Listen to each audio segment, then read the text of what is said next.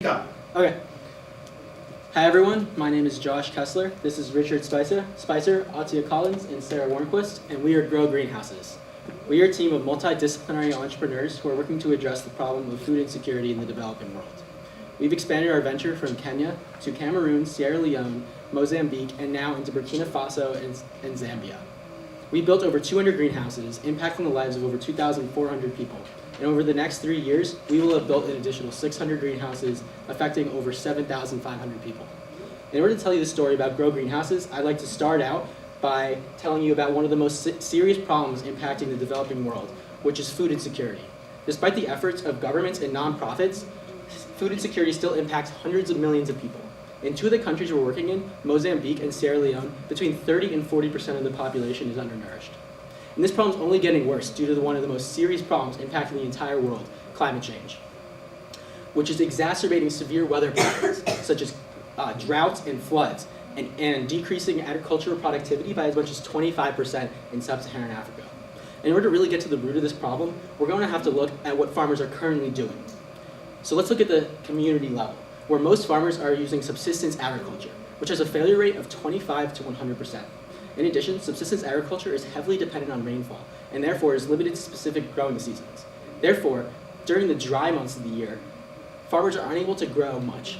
They're able to grow little to no food at all, which leads these months to be called the hunger months. So how do we help farmers grow all around the year? The answer is with greenhouses, which provide year-round growth, decrease growing time by 30%, increase crop yields by 300%, and decrease growing times by 60%. Unfortunately, greenhouses are prohibitively expensive for most farmers, costing upwards of $3,000. That's where Grow Greenhouses comes in, which provide all the same benefits, but at a much lower cost. Our greenhouses, our price tag of just $500 to $1,000 is well within the range of most farmers, especially given our cost recovery model, which allows farmers to pay back the greenhouse over 2 years. Our greenhouses provide all the same benefits: year-round growth, decreased growing time, increased product yield, and decreased water usage, all at just a 6-month return on investment. So how does our business model work from the perspective of a customer? This is Isa's farm in Mozambique, which supplies him with all the food and income necessary to feed his family. Unfortunately, during the dry months, Isa is able to grow very little food at all. That's where Grow Greenhouses comes in. Our marketing agent reaches out to Isa and tells him about Grow Greenhouses and about the ability of greenhouses to allow him to grow year-round, decrease his growing time, and increase his yield. Isa is excited by the prospect of growing all around the year, so he decides to purchase a greenhouse. The marketing agent goes and tells the business manager, who secures the supply chains and the laborers necessary to build the greenhouse. A skilled carpenter and 2 laborers arrive to build the greenhouse. They bring all of the wood, glazing, and supplies necessary to build the greenhouse, and they use our construction manual to ensure quality. After just 2 days, the greenhouse is built. To ensure that Isa is successful with his new greenhouse, we connect him with our market extension agent and with our nutritional extension agent. The nutritional agent is equipped with a decision-making tool which helps him answer any questions that he might have about growing food in the greenhouse. And the market extension agent helps him to connect with local markets and sell his produce on the local markets. This helps to ensure that Isa is not only able to grow more food, but also is able to be successful financially. So how do we know that our greenhouses are successful? Well, we've sold over 200 greenhouses in 5 countries over the past 5 years. We've licensed our technology to Mavuno Greenhouses in Kenya and to Greenhouse Ventures Limited in Cameroon. And we've built Grow Greenhouses in Sierra Leone and Mozambique. And we built 5 greenhouses in Zambia. Over the coming years, we hope to continue growing Grow Greenhouses in Sierra Leone and Mozambique, and to break into the market in Burkina Faso and Zambia. Now, we've identified 3 major customer segments. The first being smallholder farmers and women's cooperatives. These individuals are looking for ways to improve their food security and looking for ways to increase their incomes. However, they often don't have the capital needed to purchase our product straight out. So we offer them the cost recovery model. Agro-entrepreneurs, however, often have the capital to buy our product and are looking for ways to increase their yields. They're also, they already have the skills to grow in a greenhouse or to do successful farming, and they also employ more people, which scales the venture. So some ways that customers can use our product One method is seed to harvest, which is when a farmer plants a seed inside the greenhouse and then harvests the fruit inside the greenhouse also. This method allows for a 6-month return on investment and can make a farmer as much as $700 in the first year. Another method is seed to transplant, which is when the farmer grows a seed inside the greenhouse, but then removes the seedling from the greenhouse and grows that in their field. This method can allow a 3-month return on investment and allow the farmer to make an amazing $16,000 in 1 year, in the first year. A seed to seedling method is when a farmer grows seedlings in their greenhouse and those seedlings are then sold to other farmers. This method allows for a very quick return on investment of only about a month and a half and allows for more than $10,000 in the first year. So now switching from farmer success to our success, as you can see here, total revenues pass total cost, surpassed that number in the year 2019 for our ventures in Mozambique and Sierra Leone. However, when you consider our USAID grant, the total costs are covered very easily, leaving room for us to do essential and needed research for the USAID grant. So going to the market. When we entered Mozambique and Sierra Leone, we focused primarily on cost recovery sales. Now the reason for that is that's the market we had access to. Going forward, we want to focus on asset sales, direct asset sales, and we hope to eventually be able to turn over all of our cost recovery sales to a microfinance institution. So gauging our social impact can be done through access to education, women's empowerment, economic sustainability, and improved nutrition. Focusing on access to education, when our farmers make more money, improve their livelihoods, that gives their children more opportunities to not be working in the fields, but to be going to school and have the money for school. Also, in those hunger months, the off-season, when it is very hard to access vegetables and fruits, our greenhouses allow nutrition. So we also have environmental impacts through water savings. Our greenhouses allow for shorter crop cycles, which allows faster revenue, closer crop spacing, and reduced evapotranspiration significantly. It also, if you add a drip irrigation system to our greenhouse, can continue to save additional water. So, going forward, this year we sold 31 greenhouses, and in 2016 we hope to sell 100 greenhouses in Mozambique and Sierra Leone, 120 in 2017 and 140 in 2018. So, to remind you of what we've done, in 2010 we started out in Kenya selling greenhouses. We moved on to Cameroon in 2012, moved on to Mozambique and Sierra Leone, were entered in 2014, and in 2015 we entered Zambia and started exploring Burkina Faso. So with the operations that we have based in these countries, we're able to reach surrounding nations totaling 17 African nations. After this, we hope to move on to India, Peru, Madagascar, and Cambodia, and beyond. Thank you for your time.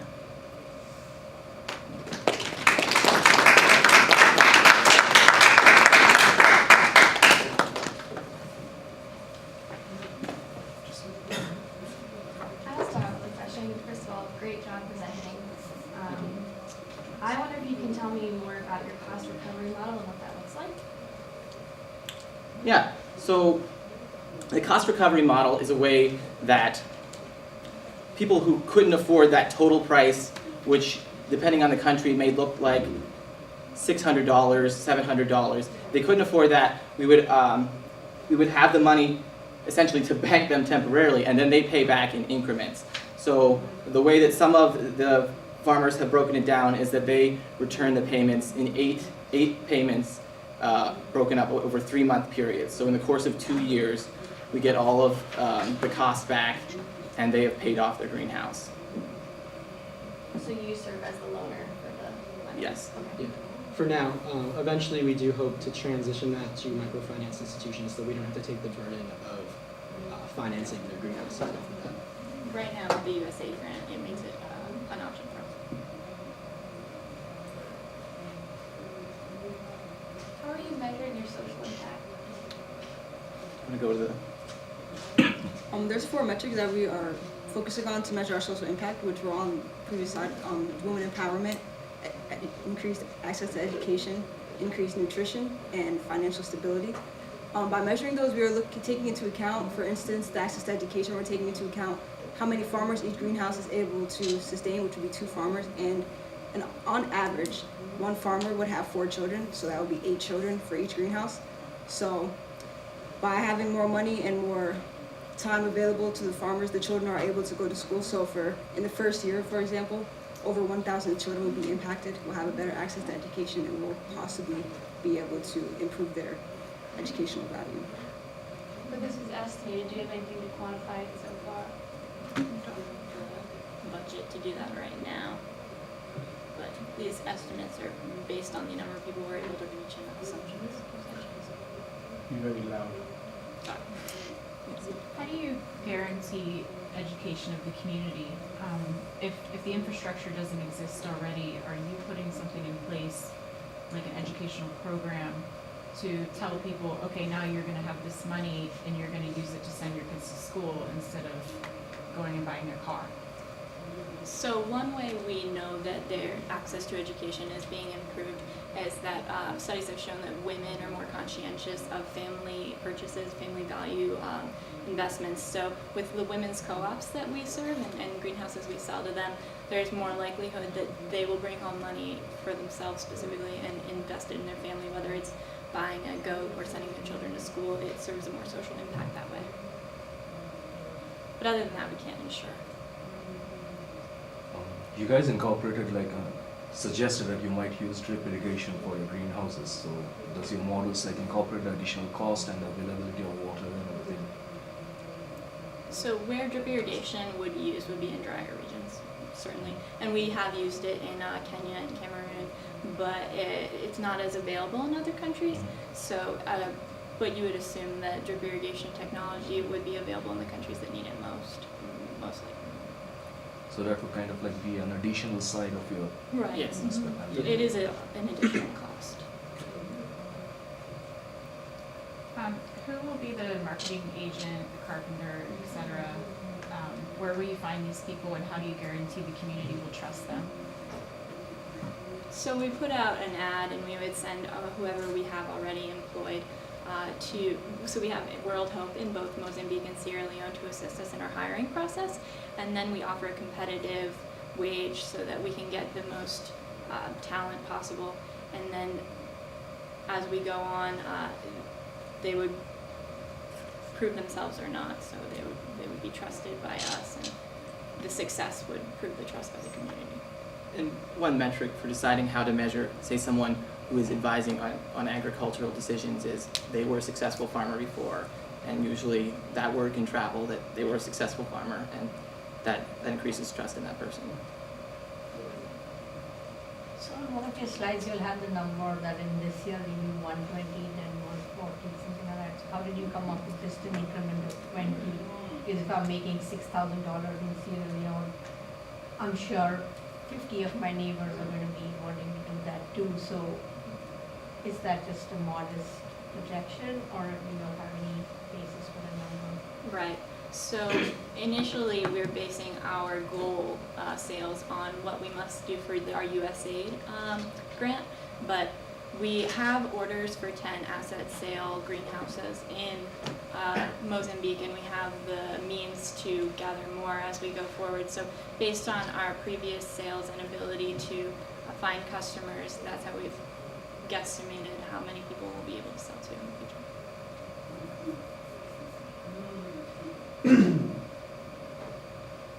You said you have extra USAID grant money to conduct research, so, or did I understand that correctly? Yeah. Okay, so do you have any proposals of what kind of research you would want to pursue?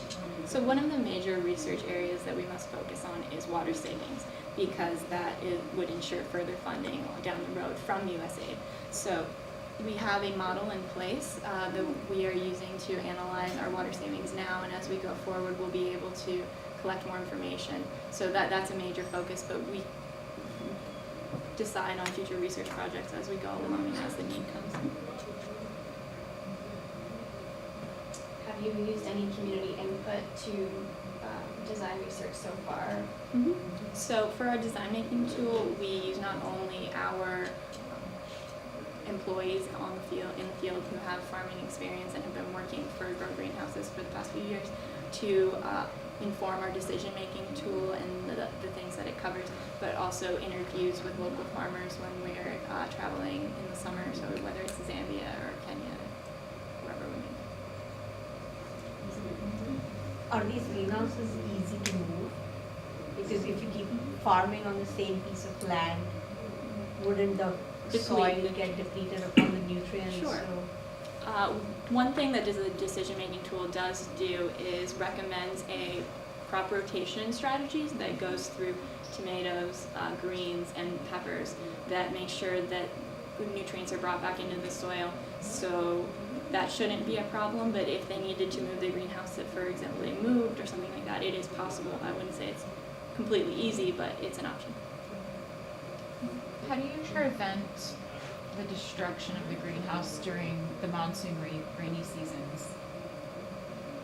There's no way we could prevent that completely, but we have our QC checklist to ensure that the greenhouse is to the best quality and is as stable as possible. And the posts are what would you say? They're 1.5 feet deep in the ground. In concrete. So yeah, within concrete. So they're fairly secure.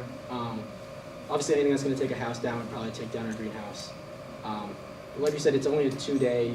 It only takes 2 days to build, so it wouldn't be too difficult to repair or completely construct a new greenhouse. Is there something sealing the space between the tarp and the ground? So the tarp actually goes into the dirt and is covered with some 10 centimeters of dirt. Okay, so unless like a strong wind or rain Yeah, ripped wouldn't it. rip it up, and it's nailed down with umbrella nails all the way down, 9 on each, so it's fairly secure. Okay.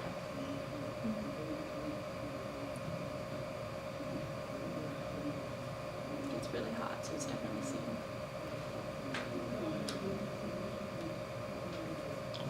So in terms of construction of a greenhouse, you said that the base is a concrete, right? How, like, tell me a little bit more about the construction of the greenhouse. Like, how is the base? So Like, it's not how an much of entire concrete, obviously, because obviously. you must plant inside. So during the construction process, we dig holes that are 1/2 meter deep, and then when we place all the posts using our string strategy, we fill in with concrete and rocks for stability, and try to keep that as small as possible to increase their crop yield. In our construction manual, details every single step that they need to go in order to ensure that every greenhouse is built within a certain set of specifications, and that ensures that any greenhouse that's built by Grow Greenhouses is built to the same set of specifications, and there's a set of quality assurances that the builders of the greenhouse have to go through and check off, and they actually get more money if they're able to check off all of those specifications. So that is how we ensure that each greenhouse is built to the same level as the greenhouses that we advertise. Two questions. Where are you getting your materials, and who is guaranteeing that they're not just checking those boxes off to get more money?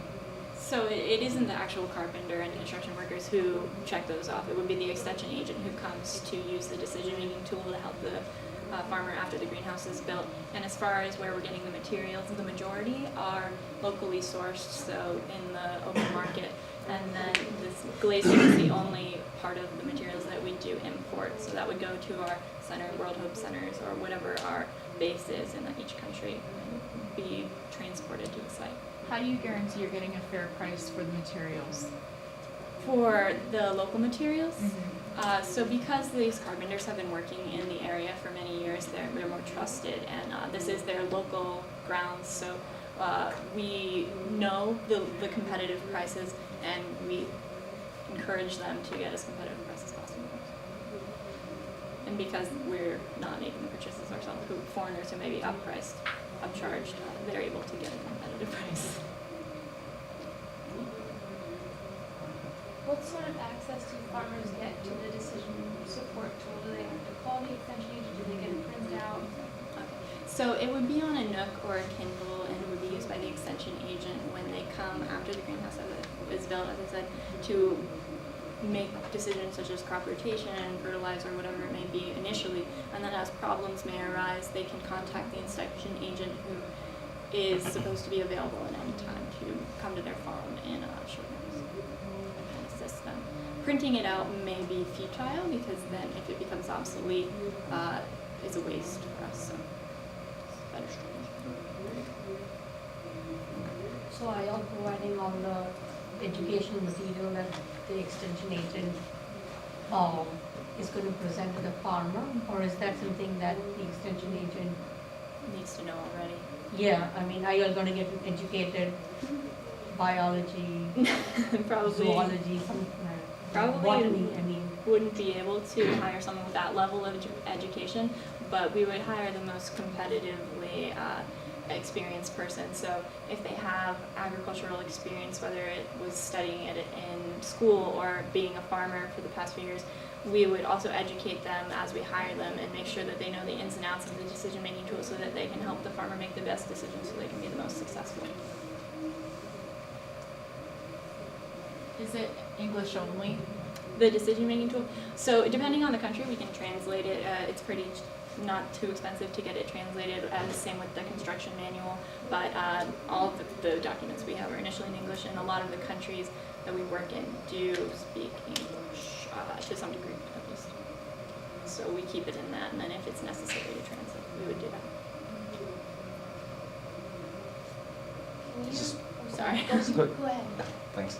Just building up on that, like, even though like English is there, present over there, I guess that would be definitely one point to stress on, because even if you do if you do not have a translation and like the person who is taking the survey and everyone is taking down notes, Mm-hmm. you might need that in the local language to build upon the trust of the people that they're like wherever Working with he's the like construction. surveying, because they wouldn't trust anyone like writing something down in a language that they're not familiar with.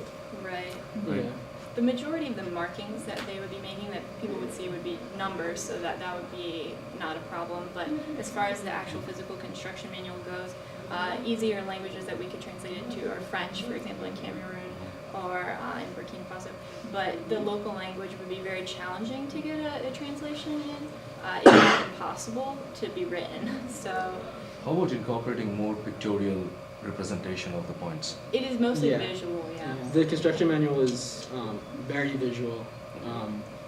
There are some descriptions, but most of it is done in pictures and could probably be built even if you didn't understand it. I don't want to guarantee it, but like I said, it's very pictorial. So Yeah, and we do show it to our people in the field to make sure that they think it's easily accessible and understandable. So if they didn't, we would make a review and change things.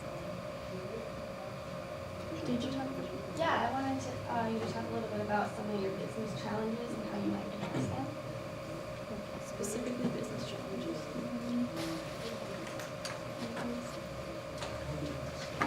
Yeah, we have challenges. So specifically to business, market acceptance is a major issue, as greenhouses may not be seen as the cool field of occupation to move into, but that is changing, and certainly if you aren't able to get another job, you would take what's available to bring income. And then the other issues are mainly within our business. So it is challenging to make money, but luckily we have the USAID funding and other grants we can apply for in the future to maintain us in the building up process. and as the slide says, something like supply chain disruption. So if there's ever a problem with transporting or glazing or storing it, that could potentially pose a risk to our organization.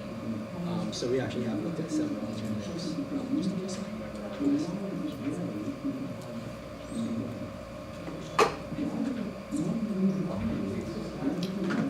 How about any competition or anticipated competition in the future? So there is definitely competition, as we mentioned. Greenhouses are available for $3,000 and up.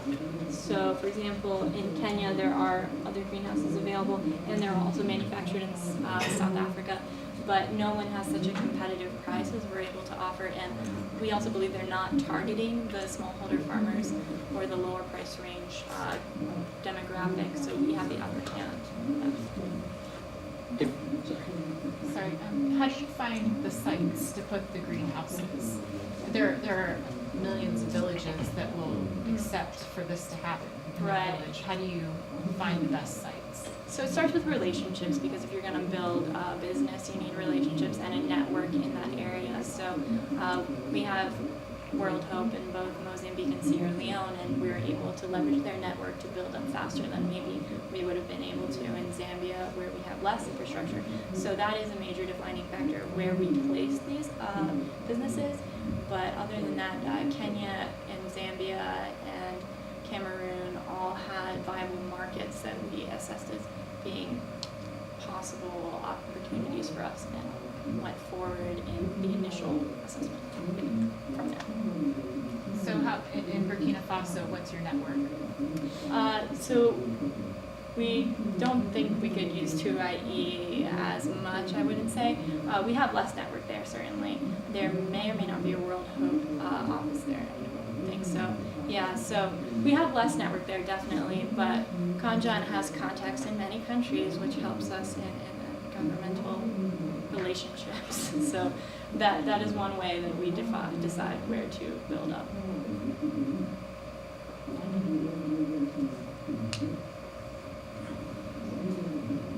Great, good job.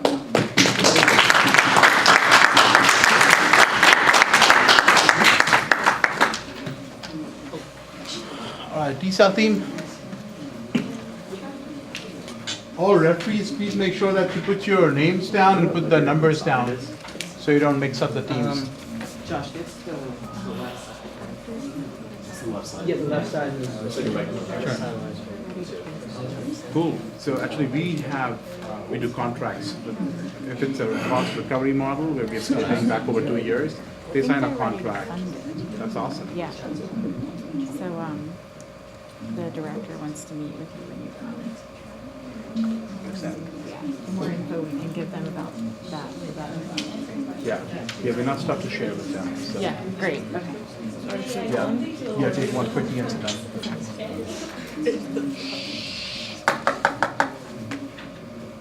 All right. All right, is everybody ready? All right, super. Hi there, I'm Nathan, and I'm a biochemist. Hello, my name is Joel Cromer. I'm a mechanical engineer. We're PureSea, and we're trying to improve access to water in the developing world. So what's up the problem? The world is running low on H2O. So this is projected water scarcity for 2025, especially in the tropics. A lot of people who currently have difficulty finding water are going to find that water is unavailable completely within the next few decades. This is the consequence of a few things. First, wasteful use. We use way too much water relative to how much we need. Secondarily, climate. As the previous group talked about, climate change is affecting the accessibility of water and the prevalence of water. Thirdly, limited capital. As income disparity grows over the world population, some people have greater access to water and some have less. And then finally, overpopulation. There are more people in the world. As the population grows, there's the same amount of water and less to go around. We're specifically focusing on Mozambique and sub-Saharan Africa as a model for our desalination system as a means of improving the water supply. It has a large population that lives near the coast specifically, as you can see from this population density map, and a significant portion of the population focused in agriculture. We believe that this is a place to start in terms of addressing the water scarcity issue. So the goal of our company is to improve the water supply for the sake of agricultural use, and as a result, empower local farmers. This is our cultural objective, not only to simply give people more water, but to give people water in a way that will improve their livelihoods. And so we come to our timeline. We take seawater, we desalinate it through the PureSea desalinator, and then consequently it can be used for agricultural use in this context, improving the lives of these local farmers and working within the context of their demands and in the context of where they live and what they do for a living. So why are we focusing on desalination? What we found is that no current technologies that attempt to address the worldwide water crisis focus on increasing the water supply. Certainly, there are a lot of very good solutions that work on economizing the way that we use water, such as drip irrigation or greenhouses, but these solutions aren't working. Water scarcity continues to grow. Consequently, we're choosing to use a desalination product that we believe can increase the water supply. So what can we do with this water once it's purified from seawater? We found 3 groups: women's cooperatives, commercial farmers, and NGOs, each in different cultural contexts, whom we believe can use our water appropriately and can benefit from the pure sea desalination system. Women's cooperatives can use the reliable water year-round, especially in the tropics. The rainy season is much more variable. You can't predict as much as a result of climate change when rains are going to come, and consequently it's good to have additional water supplies to compensate for this greater variability. Commercial farmers, of which there are many in Mozambique, the majority of farms are over 10 hectares, can increase their yields, and once again, much like the women's collectives, can also grow year-round as a result of the desalinator. And then finally, we are going to be focusing our market on NGOs. They can improve their impact by providing water to the communities on which they focus. So now Joel is going to talk a little bit about the business model. Right, so let's take an inside look at some of our business activities. So first we would receive an order and create an installation appointment, either by email or phone. And then we would gather our materials from a warehouse. Hopefully we can leverage a partnership with World Hope to use their infrastructure. And then we'd gather the materials, we would drive to the site, and we would begin to install the system. So an engineer and a construction worker would work on building the system. It would begin by starting with the saltwater reservoir, and then we would connect a pipe to the pump. The pump would then be connected to a membrane, which would be connected to a final pure water container. Here is a picture of the finished product. You can see that maybe possibly a greenhouse in the background. You have your membrane there, and there's even the option, if you need protection, build a fence in front of it.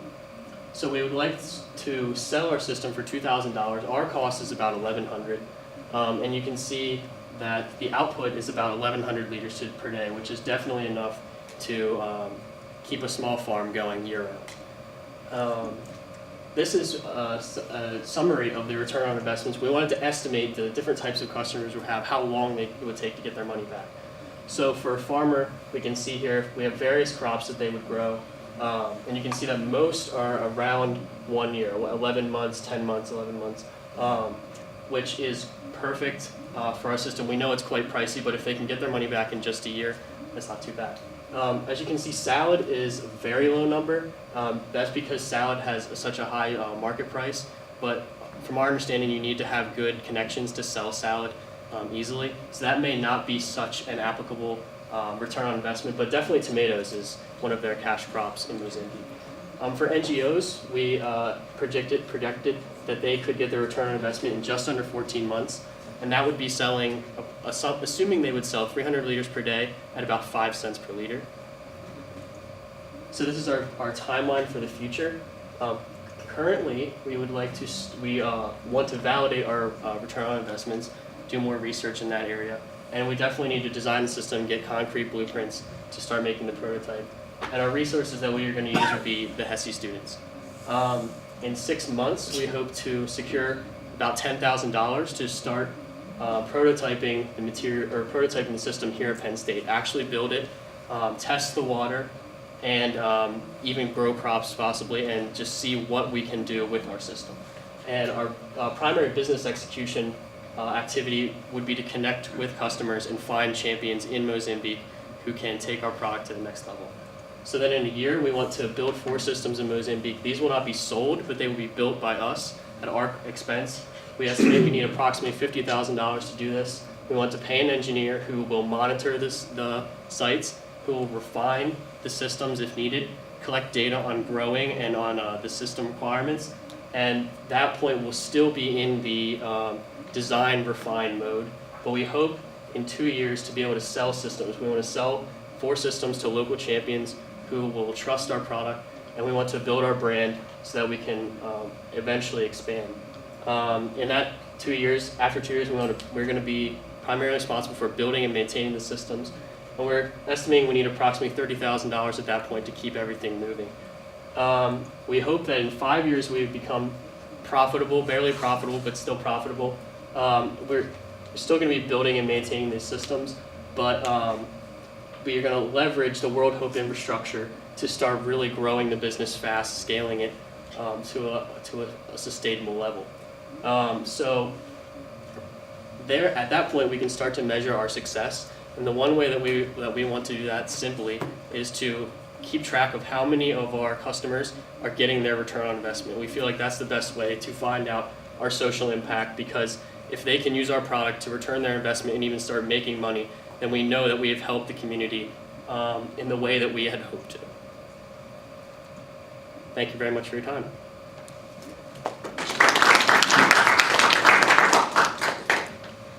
How will you lever your partnership with World Hope International? What value will they provide? So we would like World Hope, mainly we would like to use their infrastructure in the form of warehouses to keep some necessary inventory that we need. Also for transportation, because we'd like to have at least one truck that the engineer can use to take materials back and forth to the site, or even just to drive and provide maintenance or whatever he needs. So that would be the two things that we'd really need. Also, we would like World Hope to help us find the connections that we can get into those like original champions who will help us build trust and build our brand. So is your desalinator technology new, or are there already current products out there? We're probably going to be purchasing the membrane, which is the principal component of our desalination system, from another company. There are a few other systems used worldwide to desalinate water. What we've noticed is that many of them are constructed at the industrial scale, like tier 3 here, or basically for vanity items like yachts at tier 2, or otherwise for camping trips, very small devices at tier 1. There's no middle ground where this market, especially in the developing world, has been actualized. So our goal is to have that intermediate. Cost of the membrane? So the membrane itself costs around $200 for that specific part. And what is the life? The life is around 2 to 5 years, depending. I know that's a wide range. It depends on your use, how much you use, and how salty the water is. It depends on a lot of factors. We're thinking that our range is probably going to be on the lower end of that spectrum, maybe 2 to 3 years, just because these farmers will want to use this constantly, especially in NGO. So we would like to estimate that we're going to be at probably around 2 to 3. So this is just desalinating it, and then the NGOs are going to sell it as drinking water, or still sell it as agricultural water to the communities? So that's definitely one thing we're going to look at in the first 6 months. We need to desalinate the water, and then we need to find out if it is drinkable. So our guess is that it's going to be just mainly used for agriculture, because making drinkable water is much more of an extensive process. But if we could eventually get to the point of drinking water, then obviously we could reach a much wider market than just people who farm. You could start having a much larger social impact if you can provide clean drinking water than just agricultural water. How did you all determine or predict your ROIs right now? So for the NGO, let's start there. This was based off of, here's some assumptions here at the top. So let's say they're running at max efficiency, which is like 300 gallons per day. And then we would say the price per gallon would be like 5 cents. Just based that off of how much we wanted to go the lowest possible, because obviously people don't want to pay for water. So, or they don't do it currently. So we wanted to keep the price as low as possible. That way farmers could see that they are making an investment, not just buying water. So that's where we came about to that number. And we calculated that their revenue per day would be $15 if they did that. And then if they had one employee running the system, pay them $10 a day or so, they would get $5 a day in profit. And then extrapolating those numbers out to the end of the months, you would get right around 14 months, a little over a year, they would start to make their money back. Which for an NGO would be, they would be happy if they could do that, of course. For the farmers, this was a little bit more of an intense process with more assumptions, but we looked at a farming area of 100 square meters, which is like the size of like maybe 3 growing inside of a greenhouse. And then we looked at some revenue prices that we had gotten from Mozambique of just normal crops that they would grow, and we were able to calculate that. They were able to calculate their total revenue and then their yearly revenue for many different types of crops, and we came out to the months that they would take to reach $2,000. So none of this is the cost of transporting this water from the sea to plant, to farmer, and transportation costs are pretty expensive in parts of Africa as well here, so how do you account for that? Ideally, the sites would be as close to the water as possible. Obviously, if you live far away, you would have a harder time making that investment because you have to spend a lot of money on traveling. But if you were within walking distance, or let's say, or a pumping distance, you could even put a pump to pump it directly from the sea, you would be able to get a lot closer to these returns. When we start, we want to be near the water as close as possible with these champions who have these farms that are close to the water, and they can see returns much closer to this. And that's definitely one of our interests in choosing Mozambique as a country, because it has a large population density and a large density of farmers both along its coastline.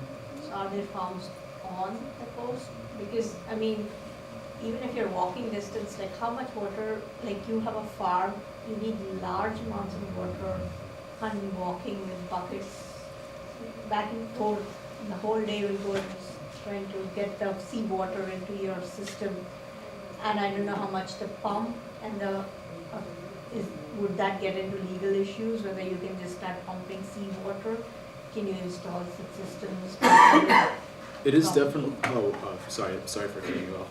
Sure. It's definitely viable to install a pump, and one of our earlier versions of our technology actually had an additional pump when we were considering having it elevated above the ground to protect it from farm animals.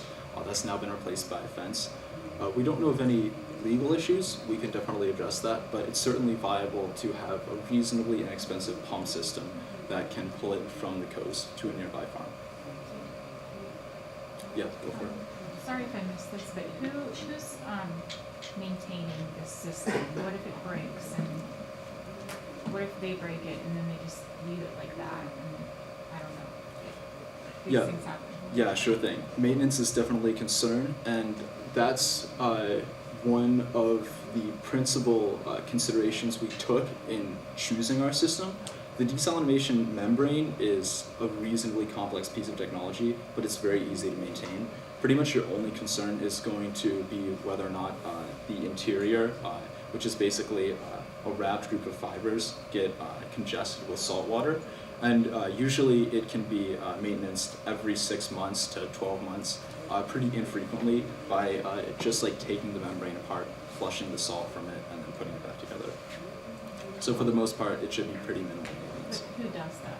So our engineer, that would be our CEO/engineer, he would go and check up on these sites initially and check back in on, make sure everything's running properly. And then they would also have our contact if they ran into a large issue, because a lot of the technology involved is a little bit beyond the scope of a normal farmer. So they would want to get in contact with the engineer to make sure it's fixed properly. Let's build up a little bit on the maintenance issue, right? So you guys mentioned that membranes are fairly easy to clean. Depends on the water that you're pumping into it. Definitely. So your model as of now has just a pump that's heading over to the membrane system, which is like removing the salts in there. What about the silt that might be there in the water, or whatever, like other particles essentially? So you do need to have a pre-treatment segment where you will either have like settling of the water, so that would be a very large tank, and there are quite a lot of additional concerns regarding storage of that water, cleaning of that water, and like having a sufficient water supply that can be sort of like taking care of the membranes. As in that can be fed into the membranes, and then we can subsequently desalinate it. Otherwise, the maintenance of the membrane skyrockets. You might need to replace the membranes frequently, almost every other month or so. Right, so those things I believe you might need to take into concern if you haven't already. Sure Um, thing. Apart from that, so I heard kind of you shuttling between the amount of water produced as either being gallons or liters. What is the precise thing? Is it So- liters? Yeah, it's 1,100 liters, which translates to about 300 gallons. I'm sorry, it was a little bit unclear. I had labeled it wrong in the spreadsheet. But yeah, it's 1,100 liters and then about 300 gallons. Because 5 cents a liter is, trust me, in developing nations is very expensive. Yeah, I labeled that wrong. It should have been 5 cents per gallon. Yeah, go for it. So, I'm just wondering, do you know of any other technologies that are trying to do the same things as you're doing? And have any of them succeeded? And if they haven't succeeded, what makes your product different? We haven't looked into other desalination technologies that function in the developing world in the context that we've examined it, but definitely desalination technologies have worked on a large scale in countries like Saudi Arabia, Israel, the United Arab Emirates, where they derive a significant proportion of the yearly water usage from desalination technologies. So we believe that the technology is viable. It's just a matter of making sure that the product is inexpensive enough that it can work in this context.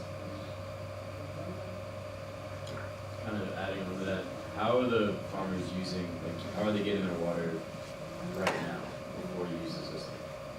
So currently 90% of the farms are rain fed. So basically they can only farm when it rains in the wet season. And they're missing out on a whole season of farming that they can't do anything about it. Whereas if they would have a system like this, they could farm year-round reliably. Some NGOs have started to drill wells, bore wells into the ground, and then that allows people to get clean water more reliably. However, when the ground dries up, the wells don't produce what they should, and people are still out of water. So the great thing about the ocean is it's there, and it's the biggest water source we have, so we want to tap into it. Yeah, the literature pretty much shows that farmers, where are they getting their water? They don't have it, and they're losing up to 25% of their revenue as a result of the fact that water is much more scarce and rain is much more variable. Yep. I'd like to build up again on looking into different technologies because reverse osmosis or any membrane-based technology is still fairly expensive. Most of the countries that you mentioned, they do have the significant amount of investment in converting the water, desalinating it, and for the usage. So definitely I would strongly suggest, in the context of trying to plug in what I'm trying to work on, is look into other technologies and which might be viable. One biggest advantage is that you are focusing on agricultural irrigational water, so the requirements are far less than what other places were needed for their drinking purposes. You might come across some other technologies which are pretty viable just in that context. Yeah, we have definitely looked at, originally we looked at forward osmosis where it was just more of a passive system. But we found that the membranes there are tricky to get. It's more in like the research phase of its technology. We also looked at evaporation, which is commonly used, like the Coast Guard uses that on their ships. But the issue with evaporation is you have to provide a significant amount of like heat and energy to get the water high enough to boil. So that's not, it's doable, but not a great consideration. From what we have determined, kind of the worst of the evils would be reverse osmosis. And I know that there are a lot of research going on right now actually to try to desalinate water like even more efficiently. They're trying to use lower pressures for reverse osmosis, and they've even been able to do it on a really small scale, like a nanoscale, quite easily just by like throwing ions at it and it separates. So in the future, there may be an opening for a different technology, definitely. So are you too early for the time? Who has the most burning need for this product? So really, the need is going to come in from the fact that the farmers they can't grow all year round, and this is a way to get reliable water all year round. So we think that our best market is these farmers.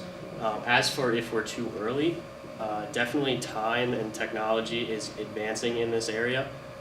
So in the next maybe 10 years, it could be maybe cheaper, maybe easier to do this. As of right now, it is, as you can see, it's quite expensive. Maybe it's a little bit out of the reach of the farmer. They would have to trust us that in a year they would get their money back. But I think the technology is definitely viable, and there is a need for it. So do you think we should prototype this? I think that it's worth getting some parts and trying to desalinate water and testing the water, because if we can test the water and we can find that it is farmable, then I can see a way that we could a way that we could implement, and we could start making systems, and if we get these perfect sites, it could be doable. Yeah, if we could get funding to maybe just build one, we could start from there, and yeah, I think it's worth prototyping. For $10,000? $10,000 is, that number? yeah, that number is a lot bigger than the cost of the materials. That was taking into fact like research methods that we would need. We'd have to test the water multiple times. We'd have to set up some type of growing facility where we could measure different data, how much water we're using and stuff like that. So yeah, that number encompassed a lot of different things other than just the cost. It would only be about maybe $1,500, $1,100, $1,500 to get the materials and everything we needed perfectly meal time. And how do you get salty water? So salty water could be artificially made just by pouring salt in, or if we wanted to get extreme real case of salt water, we could get it from the ocean. Yeah, and just run. The important thing with this is that design phase. We have to prototype it, and we have to, before we can take it to market, before we can take it to Mozambique, we have to test the water, make sure that it's definitely doable and usable. And that's going to be, those 6 months is really going to be the game-changing portion of this venture. I'm sorry, what's your name again? Arup. Arup. I think also taking into consideration Arup's comment about pre-treatment of water, I think that if we were able to find an inexpensive way to pre-treat water such that it was still viable for agriculture, particularly removing silt and also organic pollutants, I think that would make our technology even more viable. So wouldn't artificially creating salt water not be effective then if you're trying to take out silt and other biomatter? So the membrane itself is made for salt. If you would get like a large rock in there, it would just kind of eat it up. So you already know it would filter that? It would filter it, but it would not filter the way we want. It would make a mess. So yeah, if the farmer was bringing water in from a distance, they would have to have some way to just get those large particles out. If the NGO were right on the ocean, which is probably where they would set up because it'd be the easiest to pump water right in, a lot of the pumps that you can buy come with a pre-filter that can take those particles out so that you don't have to worry about them downstream. But also it's just for a filtering purpose, it's like $20 or so to buy a filter that could go in front. So. $20 is actually a lot of money for those particular markets. Simpler solution, look into lagoons and all those kind of technologies that are used, like simple, let's just let the water stay at a place. That would enable you like gravimetric methods for letting things settle down at the bottom and then take the water up from the top. That might be a good thing. In terms of using excuse me, artificial saline water to test your systems, things can get complicated really quickly. So I would strongly encourage you to look into literature and how things have been tested. Okay. Because Yeah, I sincerely doubt that 6 months would be enough time for you to do the research and build a prototype which might be used in the market. So you might have to read more and sort of give us a more viable estimate. Okay, so your primary social impact claim is empowerment, which I think is a really tricky concept to put your finger on. So how would you go about measuring that? So the main way that we wanted to measure success was how many farmers could could return their investment. And in that case, if they could return their investment, they would start to make profit, and that would kind of rise these farmers out of their situation that they're in now, where they can actually make more money and help make more food, which would kind of like empower the farmers is kind of what we were getting at there. And that's kind of, we chose that metric as the return on investment because it's something that we can easily track. We can just ask them, had they made their money back, and keep a tally, and then that would be an easy way to see if our farmers are successful. So why didn't you just call it like a successful return on investment or something? Yeah, I guess we could have labeled it a little differently,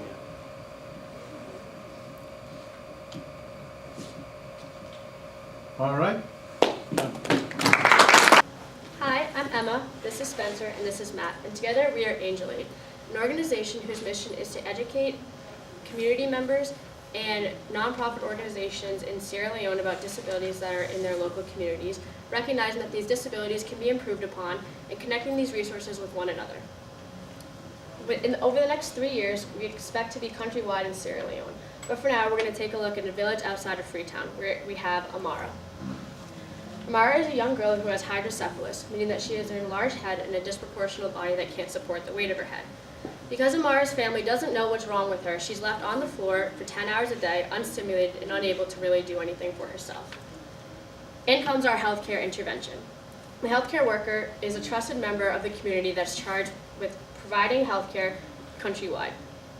Now, the healthcare worker came into Amara, educated her family on what exactly it was that she had, recognized that there were several ways that her condition could be improved upon, and connected her with the appropriate resources to deal with what she had. Amara is one of the lucky ones. However, many children in Sierra Leone will not have this opportunity. Backing out a little bit and looking at Sierra Leone as a whole, it is a country in Western Africa that's one of the poorest in the world and has one of the highest prevalence of disabilities.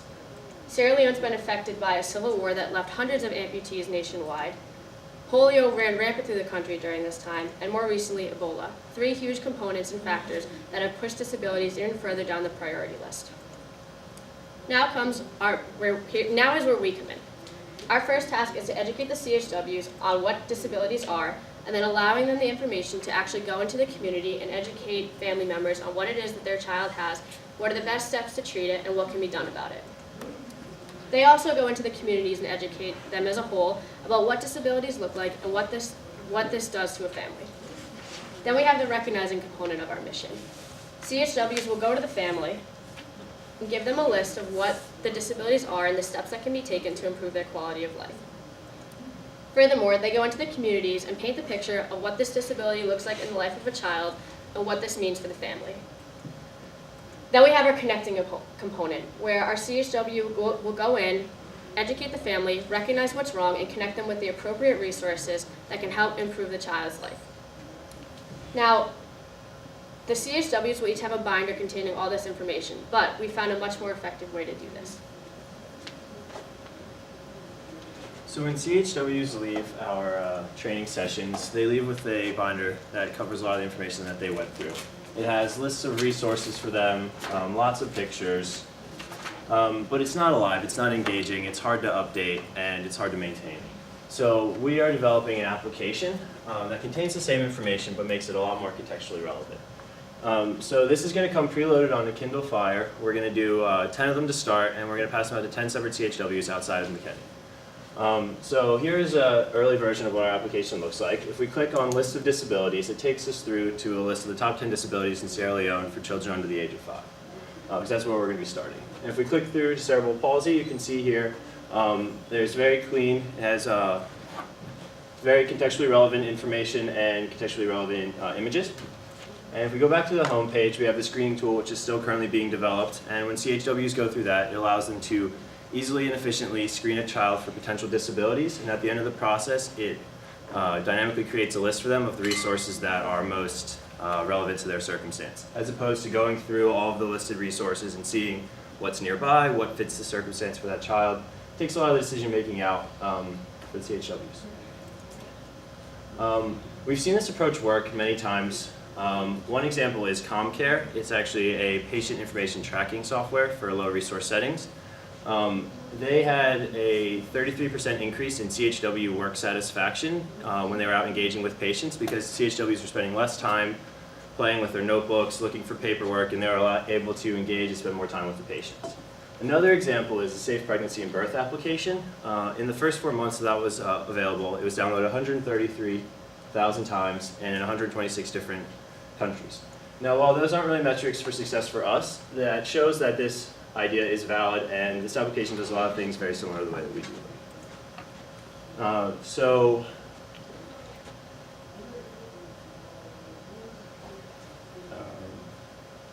Starting in McKinney. Yes, we're starting in McKinney.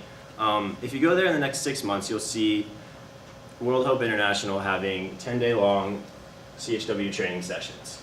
Now, CHWs are going to be coming from all across Sierra Leone to McKinney to take part in these sessions. World Hope not only conducts these sessions, but they actually develop these, all of the materials, and not just for sessions in McKinney, but Sierra Leone's CHW program countrywide. In these sessions, CHWs go through a lot of different modules for things like prenatal health care and water sanitation. Our team is currently developing a module for disabilities that will be inserted into this 10-day long program.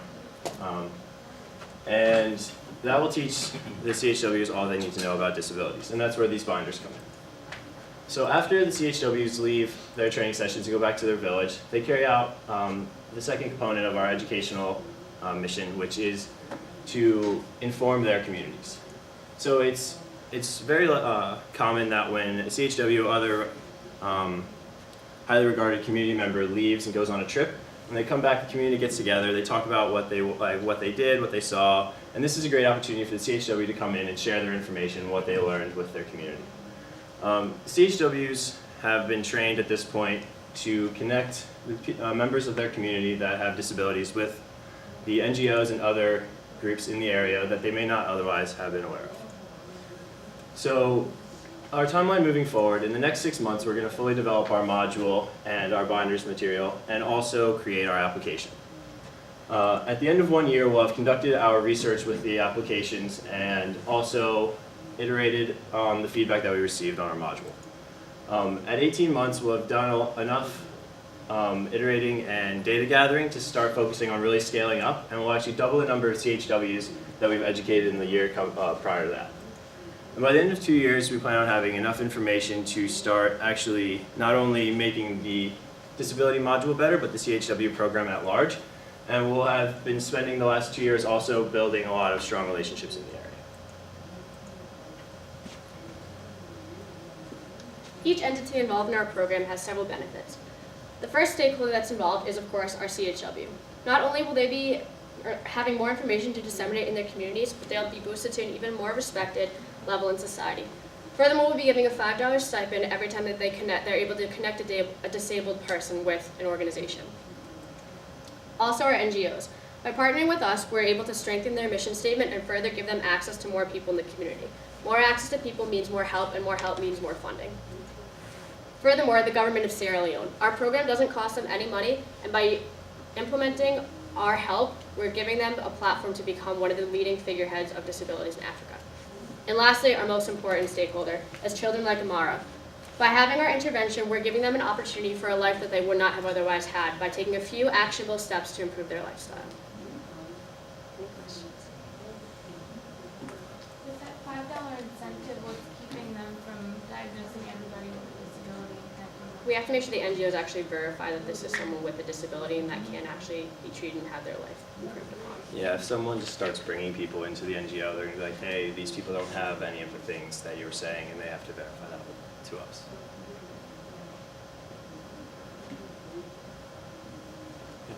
How will you work with the communities?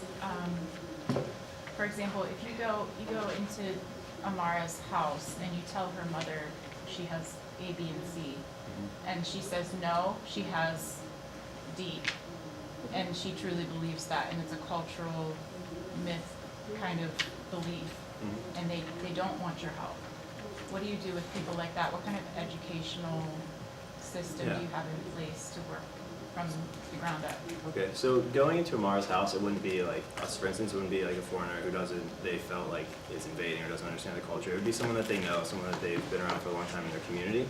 And if that person that they trust is coming to them It's like, hey, this is what she has, and she understands, that CHW will understand the cultural background more and be able to mitigate that as best she can.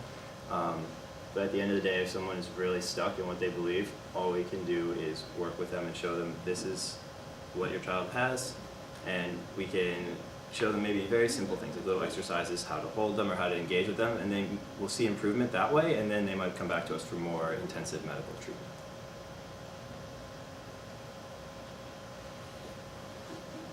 Is the education level of these CHWs and are the conditions they're trying to diagnose well apart, as in could they misdiagnose anything? Is there a chance of failure in that system? Yeah, sure. There's always a chance of failure. It's not like they're going to be, I guess diagnosis is a little bit stronger word. They're not going to be like the final say, like coming in and saying, your child has this. They're going to say, hey, these things seem to be happening with your child. Maybe they're slow at reading, or they can't walk, or like Maya, they have hydrocephalus. We're going to connect you with an NGO that treats children with symptoms like this, and that NGO will come in and see this child and really take it to a higher level. Okay. No questions regarding that. In the previous presentations as well, I found that a lot of you are developing apps for Kindle Fire. Is there any specific reason? Is there any specific incentive from Amazon to do so, or is it just because the Fires are cheap, because there are competing Android tablets or other tablets that are available? Yeah, there's nothing more accessible. It could work on anything. Biggest point for us on Android, or Amazon Fire, is the price point. It does run Android, so we can put any application that we develop in Android on that tablet. And we don't need anything very specific, any high-level processing power or anything, so we're just displaying information, making JSON requests. So it's nothing. But isn't there, like, when you're doing it on the Kindle Fire, yes, the data and everything would be probably stored on the Amazon cloud service unless you basically install your own version of Android on it. It usually goes through Amazon service. Yeah, it usually does go through Amazon service. You can locally load, because it has expandable storage, so we could also insert it from an SD card, so we're not constantly pulling the data once we are loaded onto Amazon Fire. That's why we're only starting with 10. It would take a little bit of time to put it on there, but people aren't going to have to do that on their own. Moving forward, for a more scalable approach, we might try something else, something more expensive once we verify that it has worked. This is the leaner way for us to get it up and running. So as of now, you're not relying on any network connection when that's the plan. CDWs are actually in the feed. Yeah, because the data networks outside of the city are pretty weak, so it's a lot to rely on, and that really drains the battery making all those requests. The Amazon Fire now has about a 9-hour battery if it was running constantly playing videos, so just displaying data from a locally stored file will last a long time. Yeah, on that context, I was actually going to suggest that if you're basing something on the network accessibility, you might look into the Kindle 3G ones, which usually have a larger network coverage, and I mean, the battery life would really be good, because you're looking at a paper display, not at any color display. Other things that are there is that so there are certain metrics in the stuff in terms of like how do I place your company? Is it like another NGO or a non-profit company or for-profit company? So it's not really a non-profit or an NGO. We're working, I guess so we are an NGO actually. So we're working with other NGOs in the area too, and we're not looking to build something that's going to be around for 20 years. We're trying to align ourselves and everyone in the area with disability education and what the government has proposed that they're doing, not necessarily what they're doing, and filling a lot of those gaps. So the long-term plan is actually to build something that people kind of set the standards and build something that can align itself with the government, what everyone else is doing. And so we're kind of spurring that right now, bringing disabilities to the forefront. So it's your funding is essentially from all the funding that you're going to get. Because right now with Penn State, World Hope International, and their UNICEF funding, we're working with them to kind of soup up their efforts and really vamp things up. We're not trying to come in and divert attention and money away from these established groups. Okay. Sounds good. Thanks. So the incentive for the CHWs, are the NGOs going to foot the bill for that, or is your venture involved in finance? We will be footing the bill for that. Yeah. So we actually have that in the financials. Yes, if we want to look at our financials. CHW connections, the incentive expense is $5. For the first 6 months, we're hoping to make 750 connections. That's going to continue into the next 6 months, and then hopefully in year 2 we double our efforts. So we've had our incentive cost calculated. Is there any income? For us, no, we're solely based off of grants. So that is income, right? Yes. So who's going to fund you? You want to go to backup slide?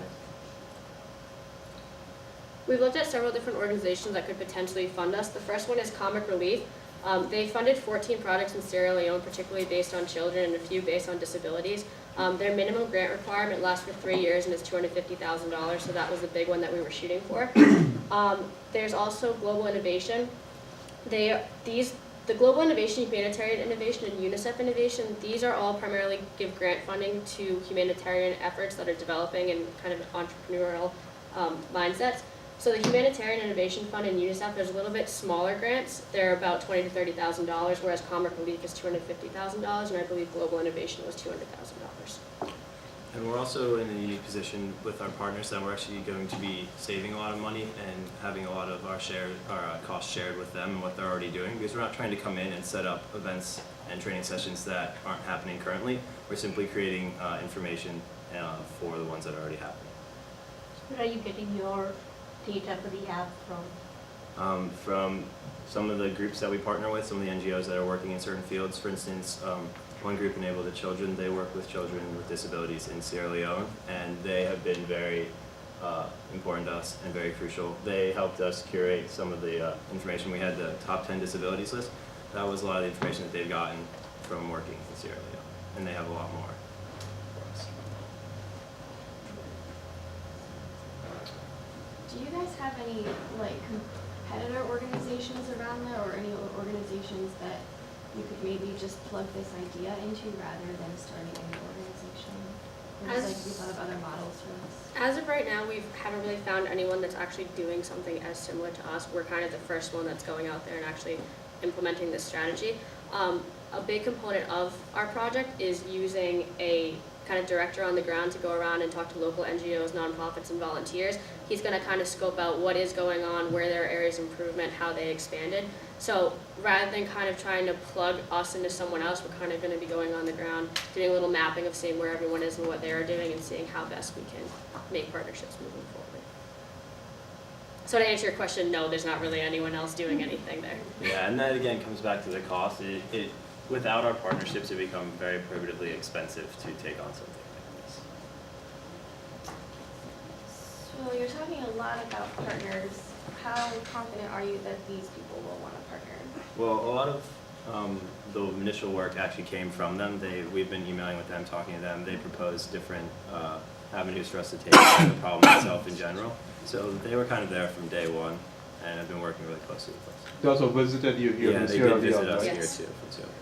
So we've got them. So all the funds that you're targeting are innovation funds? So what's your innovation? Our innovation is having this application on a different platform that's more interactive, easier for CHWs to use, and kind of giving them a whole content that's not really being touched upon right now. And also, another aspect of the innovation is that we're not trying to reinvent the wheel. We're trying to amplify what's already being done. So instead of just having sessions and having CHWs come to us and then it ends there, we're trying to empower the CHWs and incentivize them outside to take on more and cover more ground in Sierra Leone. So we don't have to go everywhere, but we can reach everywhere. Can you go over the, can you pull up the cost, the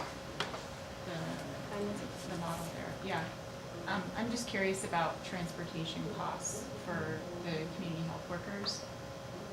Okay, so the transportation expenses is actually for our one employee. He's going to be a director on the ground. He's going to be kind of traveling all over Sierra Leone, going to different villages, kind of figuring out what's already there, what needs to be done. While he's also in these villages, he's going to be visiting the particular CHWs that operate in those villages, kind of making sure that they're disseminating the information correctly, that they're actually being effective, and that they actually are comfortable explaining the information that they're talking about. So the travel expenses that we put in is like the coalition building, which is when they actually go and travel and kind of try to make those connections. And then our training travel. We also discussed partnering with NGOs that are already on the ground. I believe it was World Health Organization that has vans that you can pay by mileage for how much that you use from them.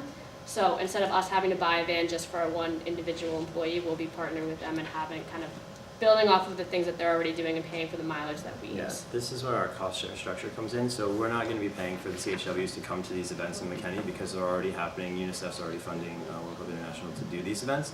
We're going to be coming along with them, and then for the one guy, the director that we do have on the ground, who's going out and testing and making sure that things are being carried out the way they're supposed to, he can actually borrow a car from World Club International because of the partnership, and we would only be paying 50 cents a gallon at that point, because that goes towards gas and or 50 cents a mile through our partnership with World Club International. Okay, so the community health worker that's in a village, Mm-hmm. are they solely for that village or they are for a region? So, yeah, it depends. A lot of times it's for the village. They usually have 100 to 500 people per CHW that they care for. Okay, that makes sense. So just have like 10 Kindles listed there in the first year, not accounting for more PHWs around the country wanting to. Well, as of right now, what we're doing is, because we don't really know how well this is going to take off, we're starting with the 10 Kindles for a trial period to see how well it's working as opposed to the binders. The reason why our financials say only the 10 Kindles is because those are the ones that we definitively know that moving forward we want to test them. We don't know how well we're going to do with those, and we don't know if there's going to be a platform that's going to be different, that's going to be more effective for us. So that's why those are the included in the financials. Yeah, after the testing of the tablets, we might have other partnerships. We're speaking with other groups that have tablets that would, like Airtel, for instance, they don't have tablets, but with data networks and partnerships that way. So we might not have to pay for more, but the plan is just right now to test it. And is there any way to account for the tablets that the CHWs don't give it to their cousin or something? Yeah, and that's, so part of that, it is a challenge, but keeping it small, keeping it at 10, not starting at a sample size of 100 makes it easier to cover, to take care of these tablets and to keep track of where they are. And also the people that we're picking are going to be like the highest recommended of the highest recommended CHWs that have a large reputation at hand or at stake. And if they go around stealing tablets and things, that's really going to tarnish the reputation. And it's going to tell us that obviously this approach might or might not. And that's why it's necessarily starting with 10 and not 100 if we can iterate on that process, how they're loaned out and things like that. So they might not be going around stealing tablets, but other people might be stealing tablets from them. From so, them, yeah. That's for sure. Yeah. So Yeah.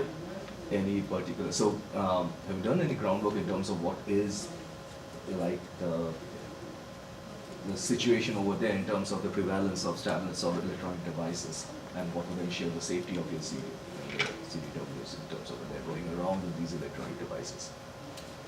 That we have not explored too much. We know that they do have a lot of mobile phone access, and tablets are kind of starting to get more popular Yeah, over yeah. there. In terms of safety precautions, no, we haven't gotten the opportunity to look into that and like how they're protecting them, but they are growing in popularity. And so I guess as they become more commonplace, it might become less of a crime. But as more cell phones emerge, more cell phones are stolen. So Like another reason why I actually mentioned it was that if there are like rising prevalence of tablets, you might look into what are the local tablets which Yeah. are readily available, and rather Exactly. than again developing pork into fire, develop something for those. exactly. Can you click on your measuring link and talk a little about what your metrics are looking at? So at the beginning of our CHW training, we're going to be issuing a pretest, kind of seeing what the CHWs already know about disabilities, what they think they are, how they would identify them. We're going to be having a post-test, one immediately after the disability training module to see what they retained, and then at the end of the 10-day training session to see how much of that information has been retained over a couple days.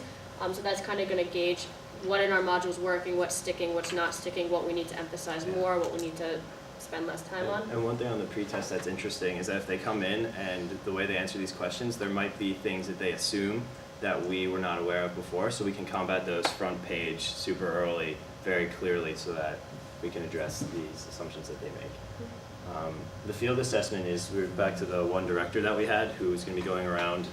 He's going to be the one leading the training sessions in McKinney, but he's also going to take a random sample of CHWs that are disseminating information to their communities, and he's going to have a rubric and go through and see what they're, like how they're conveying this information, what they're simply leaving out, and then also being able to engage the people in the area to see what they're retaining and what's going right over their head.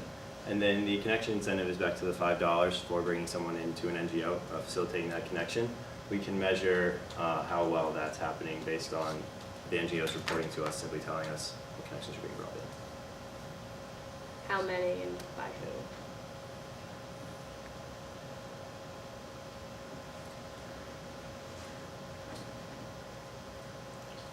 All right.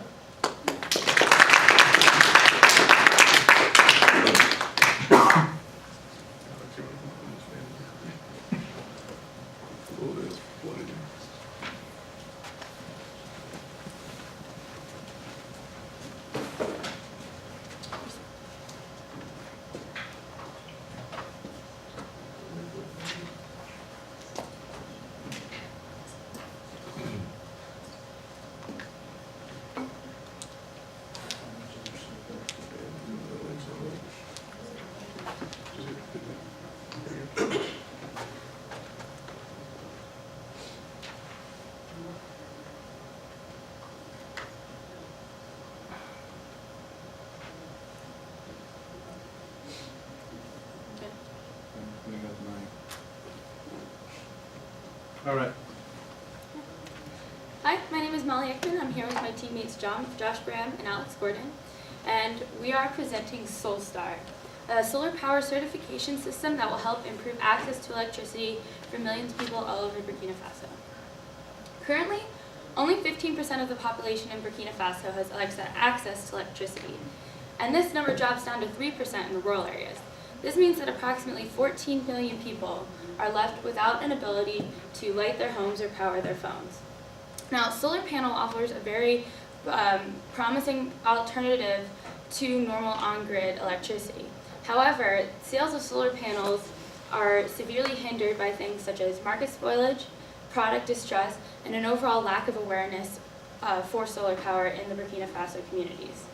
What this means is, say that you have John here who runs a business and he wants his business to be able to open later, so he wants to have a way to power lights. So he buys a solar panel, but he may end up with a crappy broken panel that doesn't actually work.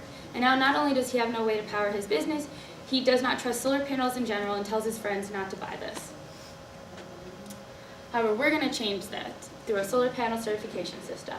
Solar panels certified by us will receive this sticker, which will add credibility to the solar panel by verifying that it's been tested by respected organizations such as Penn State and the 2IE University in Burkina. It will be anti-counterfeit by using a special holographic material, and it will increase brand awareness for us as well as solar panels in general.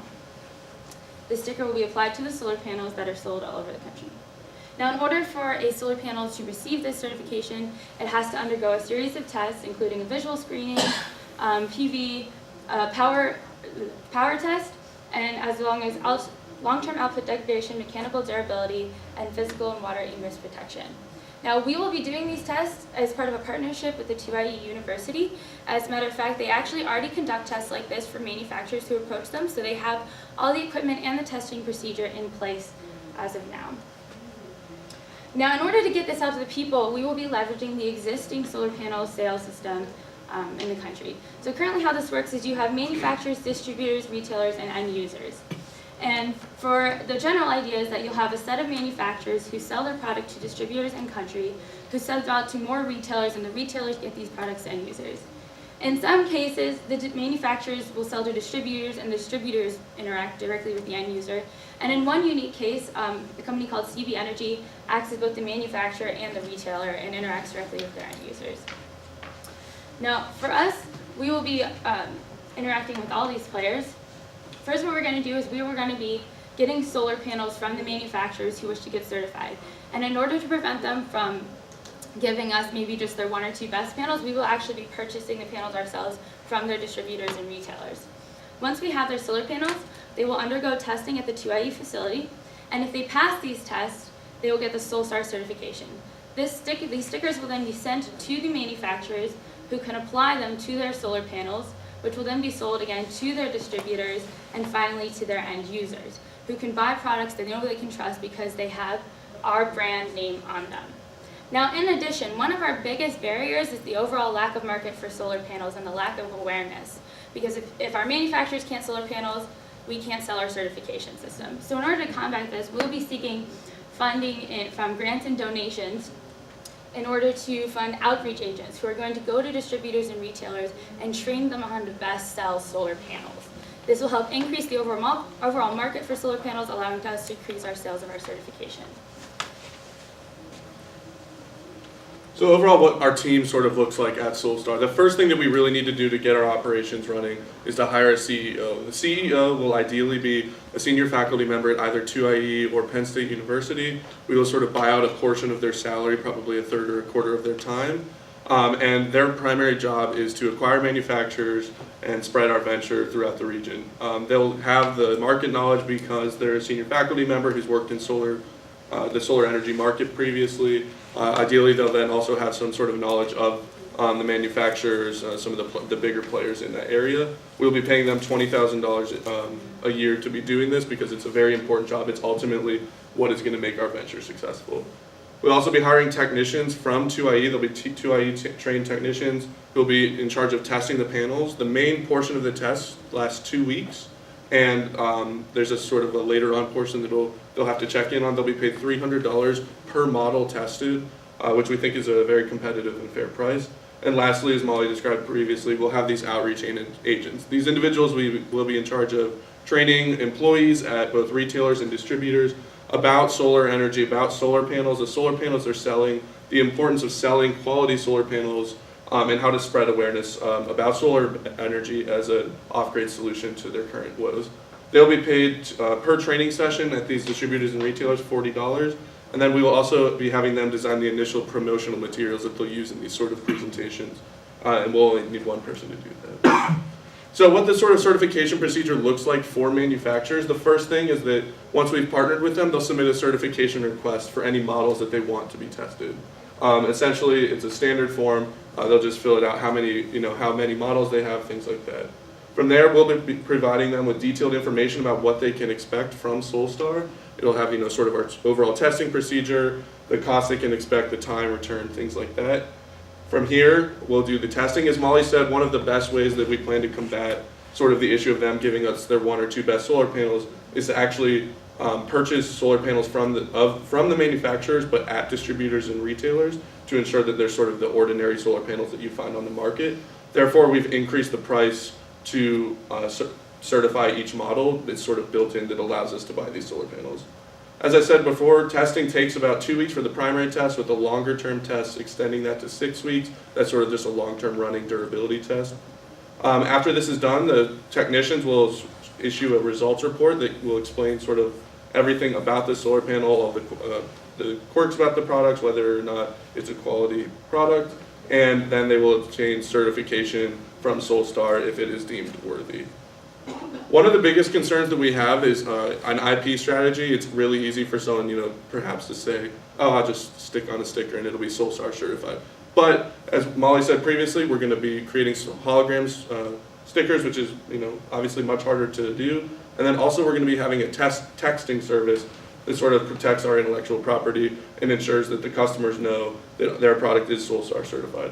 So what they'll be able to do is look at the model number on the solar panel. We're working with the manufacturers, so we'll have those readily available, and they can text that to us, and we'll be able to look through. We'll have a system that looks through our database of models that we've tested, and we can tell them whether or not it is in fact Solstar certified. Our primary costs right now are the employees. The testing and equipment, fortunately, is actually at 2IE currently. As Molly said before, they do a lot of this testing already to smaller businesses and smaller manufacturers. The text response system, initial sticker printing, we're going to be providing them with a set number of stickers, and then the solar panel purchase to ensure that we're getting the sort of ordinary run-of-the-mill solar panels that they produce. Our revenue will primarily come from certification and testing fees. We'll be charging $1,500 per model tested. And then we're obviously going to be applying for grants. We're operating as a nonprofit entity, which allows us to do that, and that will help us to pay for our CEO to sort of go out in the market. We're not in this, we're in this for the social game at the end of the day. So what our strategy looks like from here, the first thing that we need to do is establish the tests and hire the CEO to sort of get our venture started. Within the first 6 months, we hope to acquire a manufacturing partner so that we can begin testing and sort of disseminating our venture. After sort of the initial testing is done, we'll have some products that will be on the market that are Solstar certified. So we can hire those outreach agents to go into Wagga, into the capital, and sort of disseminate this information, get the customers aware of the attributes of solar energy.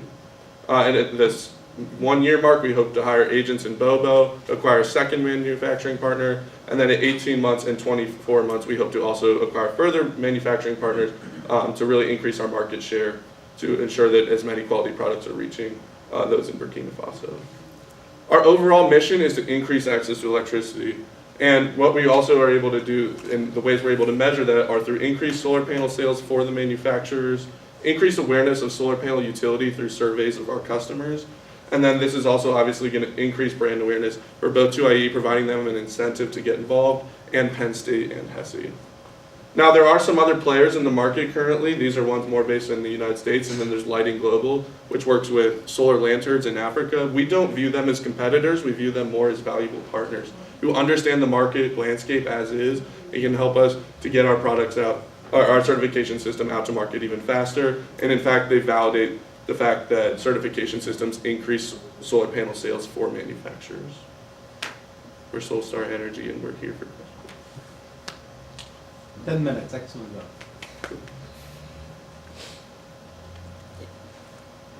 have a lot of questions, which is weird because I was just talking. Okay, first question. Did you say that you are going to get a senior faculty member from 2IE to be your CEO? We were looking to 2IE or Penn State.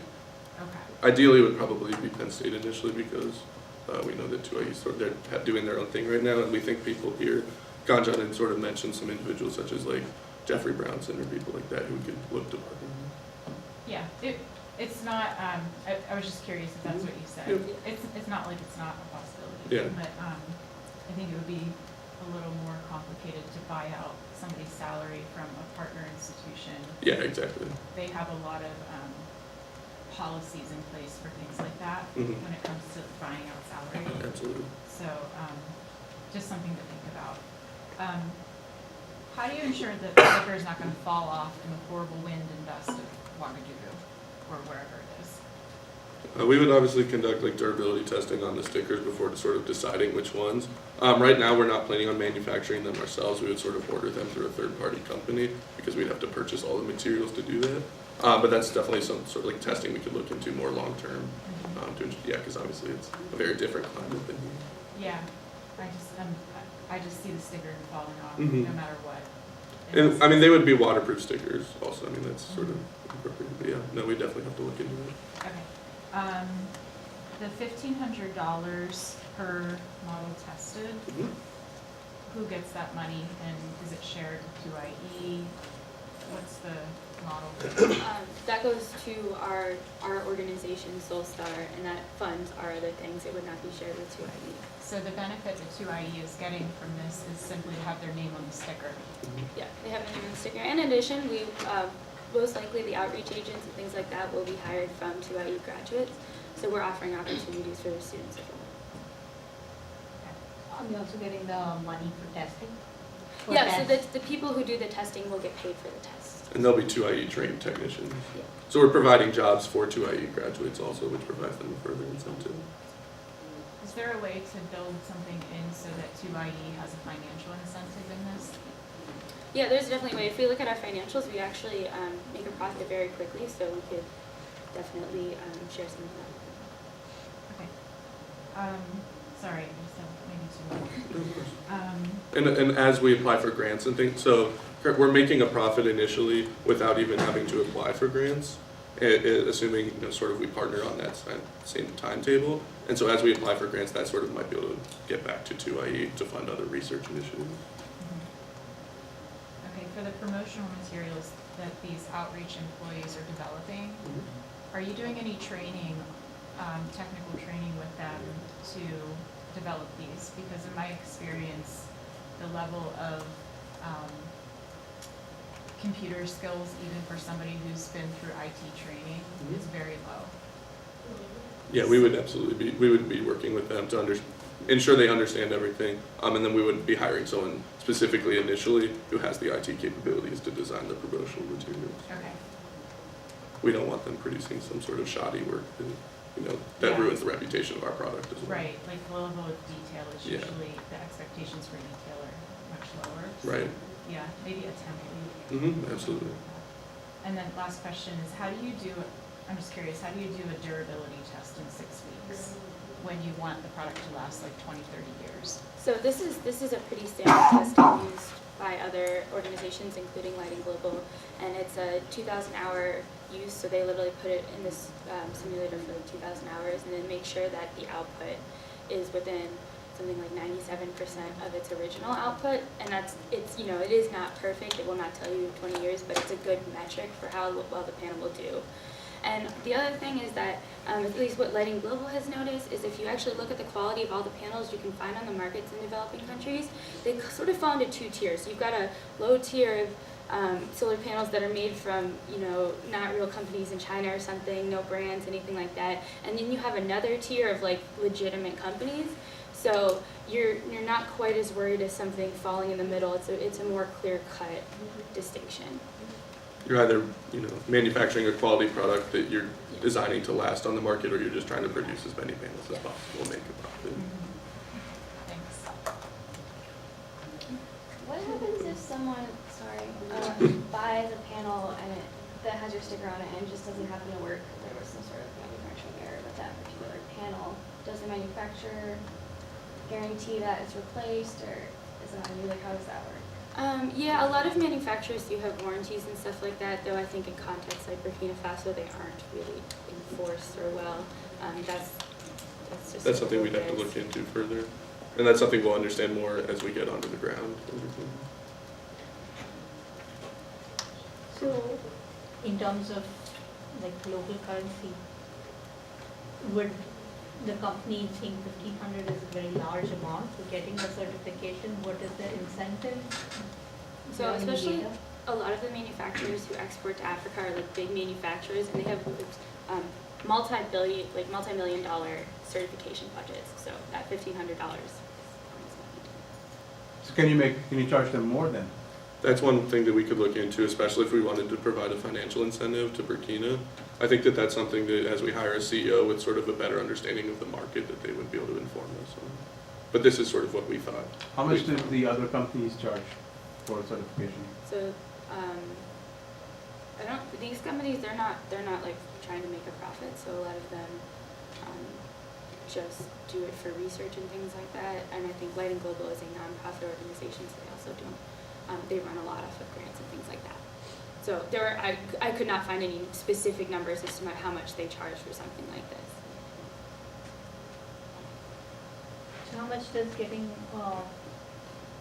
industrial certification like ICI, such things that we see on our appliances here cost, and would they just decide to do, if they have a multi-million-dollar budget, they just do something that's recognized around the world?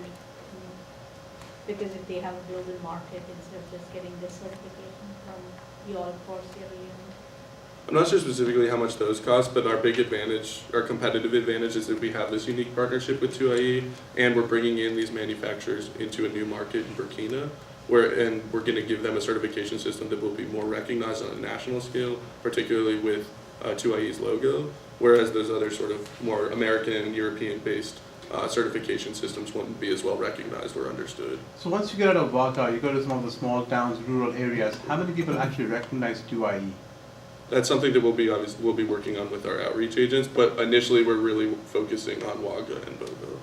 So you also have a legal conundrum here. On one hand, 2IE and Penster are interested in getting their brand out there. At the same time, putting their logo so directly on a product would definitely raise flags. Because it means that 2IE and Penn State are endorsing the product. So how do you, what's the fine line here between endorsing a product and endorsing the certification? I think that that's something that we'll have to talk to sort of higher players at the universities about. That's sort of Is there a beyond the precedent scope for of what we this? have. Are there other products which have the Penn State logo that are sold by a third party?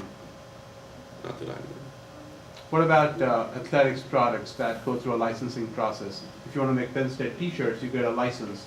And then what does the certification for that look like? That's something that we haven't looked into. We didn't I mean, examine other products like in the clothing industry. I mean, they have to pay Penn State, and Penn State oversees all of that. Correct, but what license do they get? So they say, okay, you get the Penn State blue and you can print it. But do they also get to say that this is Penn State approved on their packaging for the product?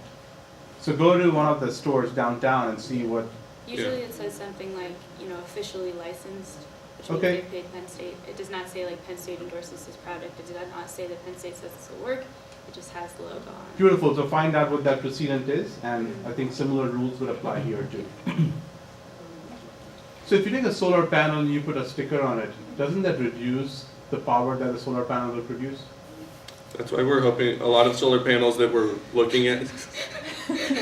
A lot of the solar panels that we're looking at sort of have edges on them where you would be able to place the sticker. I think we said previously we're hoping for like a 2 by 3 inch sticker, something smaller but big enough to be easily seen, so that it wouldn't interfere with the manufacturing or the solar panel output. You could also put it on the back of the panel. Yeah, or on the packaging. And the end user is more than welcome to take the sticker off the panel. So will you put it on the packaging or the product? The product itself, because the packaging could easily fall off and things like that. But Yeah, very true. Have you seen mattresses? Yeah. Have you seen the kind of sticker that you have on a mattress? That's a The ones that law. are like stitched into the It's mattress. stitched in and it says you're not allowed to remove Yeah. this, it's a federal offense and whatever else. So look at the precedent for how that developed over time, and you'll get a lot of lessons for your product. I have a question. Speaking of the stickers, so how are you, say someone peels off the sticker from the product, puts it on their product to sell it, and I know that you have the phone system to check the ID code, but what if they don't have a phone, or what if they don't think of that, and they come back to you mad when the product doesn't work? So is that just a failure mode that you have to deal with, or do you have some sort of approach to fix this problem? That's a fantastic question. I think that one thing that we would do is like have these outreach agents and be training the retailers and distributors for when those individuals came back into the store. If they're pulling off the Solstar logo, that's one thing, but the manufacturing number or something like that is usually more embedded into the product. A lot of the times they'll also be like sort of hidden under the wiring or under the panels so that they're harder to access. So you're saying the code would be on the product and not the sticker? Yeah, well, that's what we were saying, because the manufacturing code is put on there by the manufacturers themselves, but we'll have access to the list of those codes because we're partnering with the manufacturers so that we know which ones will be. Wait a minute, is that going to be the model number or the serial number? The model number. Or no, the serial number for each individual product. I apologize, Okay, yeah. so it's individual, every individual product has a unique serial number. Yeah. And that's what you're confirming. Yeah. How will you implement that, and what's the cost of doing that? So if you look in the financials, so there are existing product software packages out there that you pay a subscription fee for actually, and it allows you to set up your own sort of server database. Can you and name one? access. Yes, I had one off this, and they're all over the place. It's like stuff like text to web and things like that. You could Just say Google this. text2web.com, it's good Yeah, enough. text-to-web. Dozens of them, they all sound like that. Just a suggestion, look into the motorcycle industry in Burkina Faso, because the way that we code our motorcycles is through a hidden, almost like a dog tag that's like implanted under the plastic over, The wheel. sometimes it's over the wheel, sometimes it's like in the column between your knees. They put it in various places where you can't easily find it, like you literally have to take the whole thing apart. And that seems to be a pretty understood system, and it works throughout Burkina. Just a suggestion, That's because great. I can see people stealing. Yeah, absolutely. No, stuff, that's great. right, So- yeah. One thing that might create a problem is increasing the brand awareness initiative, where you want the certification to be visible for. But maybe if the model numbers are more. For the number Or the that's serial going through numbers the are app, further. though. I mean, if you're going for a hologram-based sticker, it's fairly easy to make it tamper-proof. Like when you peel it off, you have certain segments of it that sticks Right, onto exactly. it. I think that's how the Nokia ones work Yeah, in the phone that's batteries. fairly simple. Couple of things that I had came out to me was that so you are trying to contact the major manufacturers and then sort of like provide your certification. what is stopping them from using existing global certification and promoting that themselves over there, and especially like promoting the brand awareness of a new company versus promoting a brand which is global already, and people already have this expectations from, well, this particular thing is from the US, so it's good. It's from Europe, it's good. How do you compete against that? So we're initially targeting African manufacturers, actually. We're not targeting Chinese, Korean, US, sort of the other big manufacturers. There's 14 primary players that we found across the continent, and they actually are all relatively young compared to some of the other ones, as you can imagine, and they don't really have as many inroads into Burkina Faso currently, so we're actually bringing them a new market that they might not otherwise already have, and we're hoping to leverage our existing connections there to sort of provide them with a really strong incentive to partner with us and utilize our certification system. I think the ultimate question is, can you get the government to say that all solar panels sold have to be Solstar certified? And that's one thing that's beautiful about being partnered with 2IE, is that they sort of have, I mean, they are a private institution, but they're well known on a governmental level. The big current issue with the government, I guess there's a new president as of Monday, but there was a coup a couple months ago. But that's definitely something that we are really interested in pursuing, and that's actually how a lot of solar panel, the large increase in solar panels sold in Kenya has actually occurred because of sort of governmental regulation. So what's the current government regulation around solar panels in Burkina? As of right now, we could not find anything on the internet. So can you import as many solar panels and sell them, or do you have to pay customs duties? How do they enter the country? Do they fly into Wagga? Yeah, so most things that get imported into Burkina Faso go to Wagga first, but then they're then distributed to, there's a couple like major spots, and from there you'll have these like last mile retailers who take them from those spots and bring them out to even more areas. And where's the market here? Is the market mostly rural or is it mostly urban? Right now it's mostly urban, especially because that's where like all the people in the shops are, and then by the time you get to the rural areas, there's people who don't have any sort of electricity at all. So the goal would be to target that population, but we have to start in the urban areas. What is stopping 2IE from completely cutting you off and doing their thing on their own?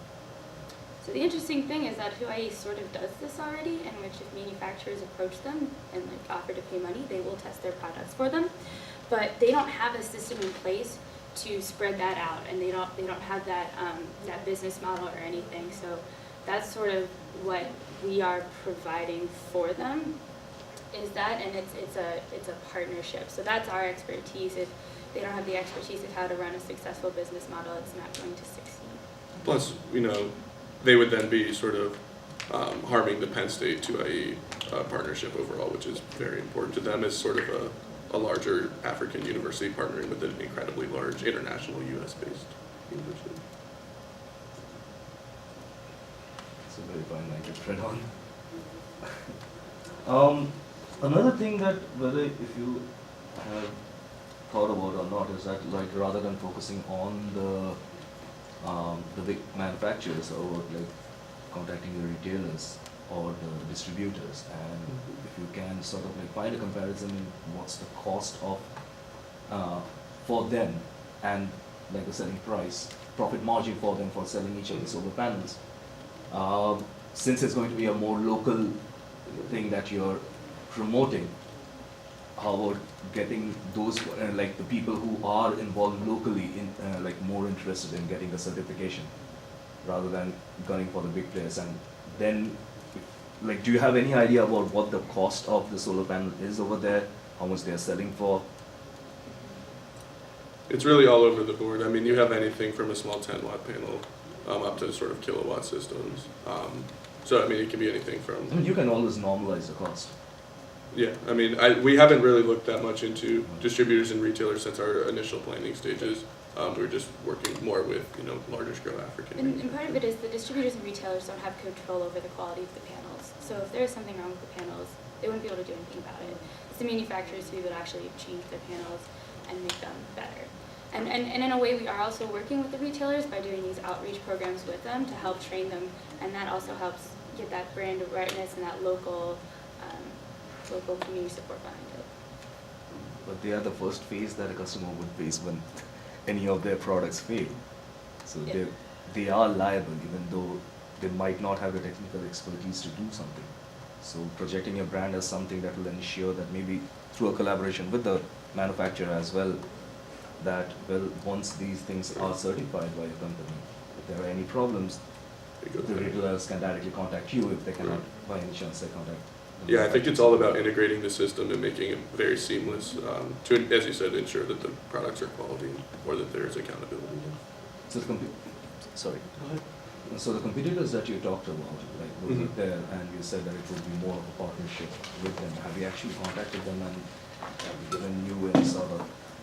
No, so the thing is, Lighting Global does a similar service for solar lanterns around a bunch of countries all over in Africa, and they are always looking for third parties to set up more testing plants for them, which is kind of what 2IE has, the equipment, the ability to test solar panels. And so what if they were interested in Burkina Faso, what we could do is partner with them, use our expertise in the area, use 2IE's expertise in the testing the panels, and sort of merge those brands together. They often partner with grassroots organizations or sort of third parties when they get to countries. They're more of an international organization that then seeks to utilize existing markets or entry points to sort of get out their system. So tell me more about your next steps. What resources do you need to take it to the next level? So the first thing that we need to do is hire a CEO. And as we've sort of said right now, we think looking at salaries of faculty members, it would be $20,000 for the first year. So the first step would really be, accessing that capital, which would probably come through grants. And then once we have the CEO hired, they could acquire manufacturer partners who would then be able to bring in revenue back to us.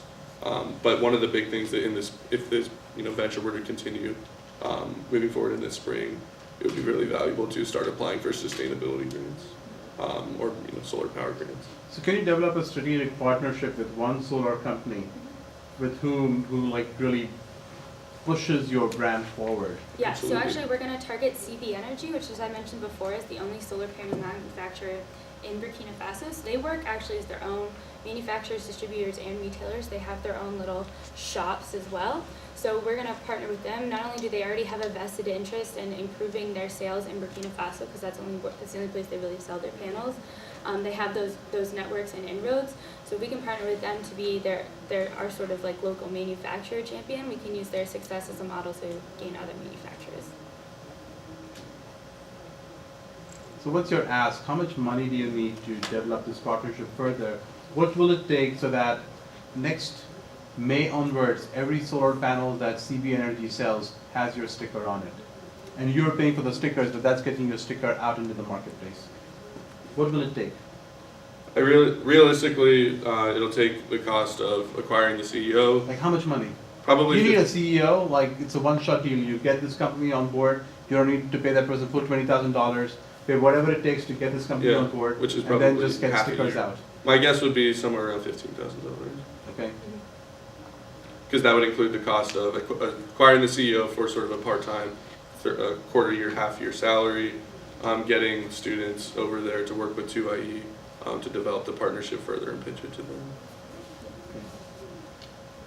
So can we buy Soulstar t-shirts?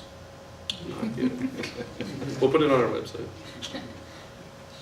What happens if you get over to Burkina and 2IE tells you that they have a bad relationship with CB Energy?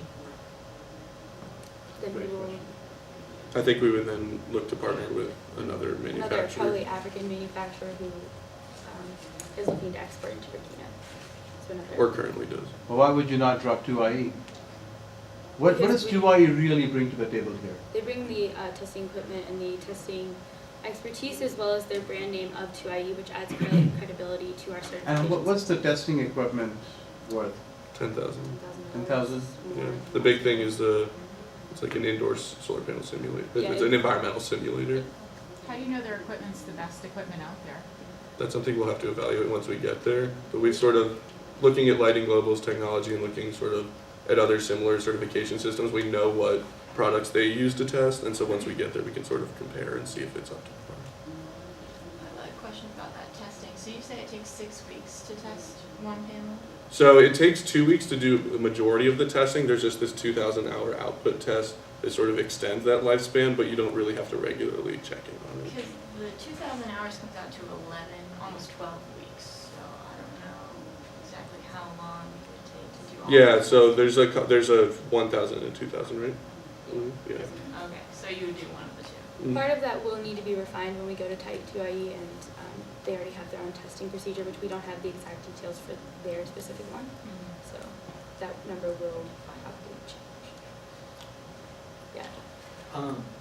So let's say a business owner wants to buy a solar panel to power a certain, like he needs a certain power requirement, like in your example.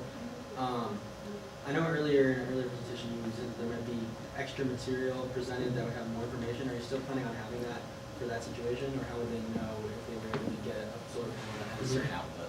So they have, I mean, that's part of the retailer's job. And part of what we're doing is, as outreach, is teaching people what solar power panels can do and how to select one and what sort of options are out there. That's part of the outreach thing. But the sticker itself, we sort of decided that was going to be too much information and too confusing to put on just the sticker. But some of those promotional materials that they'll be developing initially, I will sort of help to educate them about what solar panel can do. All right,